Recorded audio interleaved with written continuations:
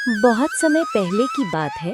उत्तर दिशा के पहाड़ों के नीचे सोमन नाम का एक छोटा सा गांव हुआ करता था।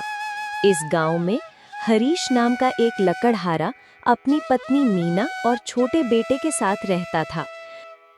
हरीश दिन भर जंगल में लकड़ियां काटकर बाजार में बेचता और किसी तरह घर का गुजारा चलता, लेकिन मीना हमेशा उससे शिकायत कर दूसरे लोग कितने अमीर हो गए हैं और तुम हो कि दिन भर पसीना बहाकर भी बस 2 वक्त की रोटी ला पाते हो। अगर ऐसे ही चलता रहा तो मैं तंग आ जाऊंगी। हरीश दुखी हो जाता, लेकिन कुछ बोलता नहीं। एक दिन हरीश जंगल में लकड़ी काट रहा था कि अचानक पेड़ों के बीच से एक मधुर आवाज आई। ओ हरीश, उदास क्यों है? तेरा भाग्य बदल सकता है। हरीश ने चारों ओर देखा तो एक चमकता हुआ पीपल का पेड़ दिखाई दिया। पेड़ की जड़ से वही आवाज आ रही थी। पेड़ बोला, यदि तू रोज मेरी एक डाली काटकर अपने घर ले जाएगा तो तेरे घर में सोने के सिक्के प्रकट होंगे। लेकिन याद रखना, एक दिन में सिर्फ एक डाली ही काटनी है। अगर लालच में आकर ज्यादा डाली काटी तो अनर्थ हो जाएगा। हरीश चौंक गया, लेकिन उसने वैसा ही किया। अगले ही दिन सचमुच उसके घर में सोने के सिक्के प्रकट हो गए। धीरे धीरे हरीश और मीना अमीर हो गए। उनका कच्चा घर पक्की हवेली में बदल गया। लोग सम्मान से देखने लगे, लेकिन मीना के मन में लालच बढ़ता गया। वो बोली, सोचो, अगर तुम एक दिन में कई डालियां काटोगे तो हमारे पास हजारों सिक्के आ जाएंगे।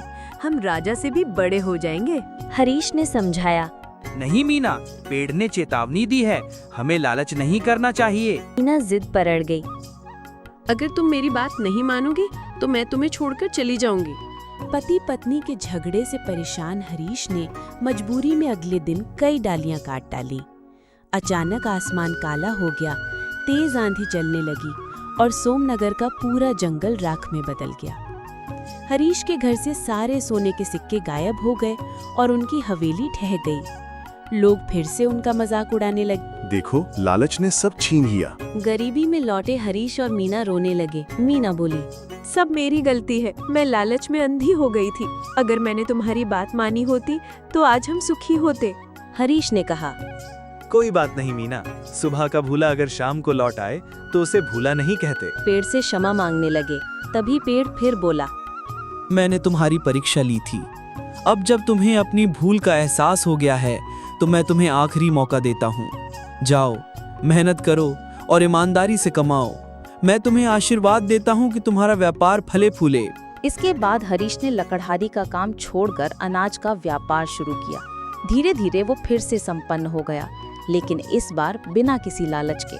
कहानी की शिक्षा, लालच हमेशा अनर्थ लाता है। सच्ची संपत्ति मेहनत और ईमानदारी से ही मिलती है।